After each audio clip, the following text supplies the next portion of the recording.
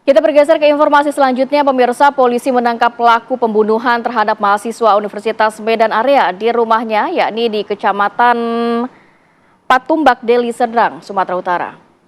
Jadi pelaku dibawa oleh tim Satreskrim Polrestabes Medan bersama dengan Polsek Patumbak ke tempat kejadian perkara yang menewaskan temannya sendiri, Borneo Raja Gajah. Pembunuhan ini terjadi pada Jumat 14 November sekitar pukul 00.30 saat pelaku menginap di rumah korban. Sebelum beraksi, pelaku bersama korban sempat keluar untuk bermain biliar, kemudian membeli narkoba jenis ganja dan kembali ke rumahnya. Saat korban tidur, pelaku langsung membunuhnya dengan cara menusuk leher korban. Kemudian pelaku membawa harta benda milik korban berupa sepeda motor, handphone, serta uang. Motif pelaku karena ingin menguasai harta korban untuk membayar utang.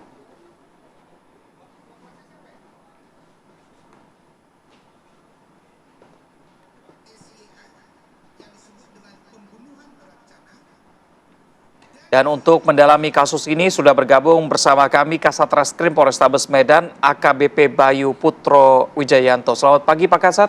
Selamat pagi, Assalamualaikum. Pagi. Waalaikumsalam. Pagi Pak Bang Kasat, ini Reza kan dan Mbak Rate. diinformasikan, baik, Pak Kasat diinformasikan bahwa pelaku ini merupakan rekan atau teman lama dari korban. Hubungan mereka sejauh ini sebelum kejadian seperti apa? Apakah memang baik-baik saja?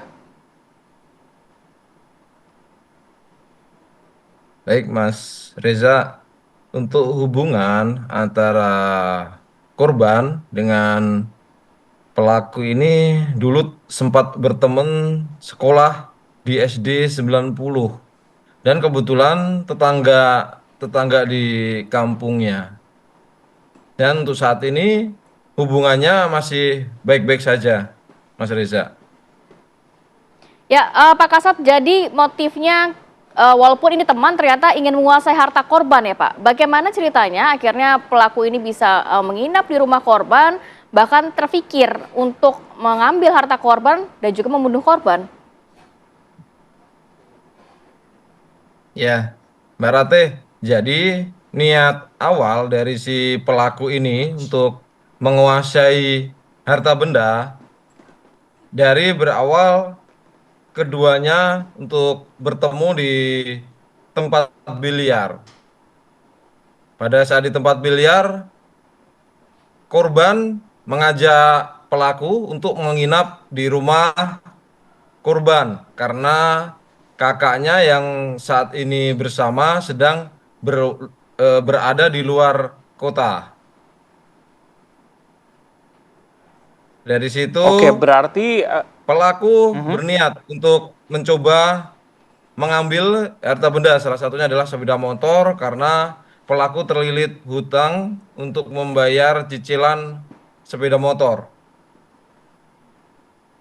Setelah di biliar, tiba waktunya pelaku dan korban, pelaku, pelaku mengajak korban ke rumah pelaku untuk pamit kepada orang tuanya dan sempat mengambil senjata setengah gunting. Jadi bukan gunting semuanya, tetapi setengah gunting. Gunting tersebutlah yang dijadikan senjata yang dibawa ke rumah. Kemudian setelah menuju ke rumah, sekira pukul 22.30 sampai di rumah korban, sempat mereka berbincang dan sempat untuk menghisap ganja. Dan akhirnya kedua baik korban dan pelaku ini sempat tertidur. Pada pukul sekira 00.30, pelaku terbangun dan niat untuk mengambil harta benda dari Baik, pelaku, kemudian mengambil senjata tajam yang berada di dapur Ya. berupa linggis dan pisau. Kemudian pelaku menghampiri korban yang sedang tidur dengan memukulkan bagian atas kepala menggunakan linggis ini, Mbak. Setelah Oke, baik.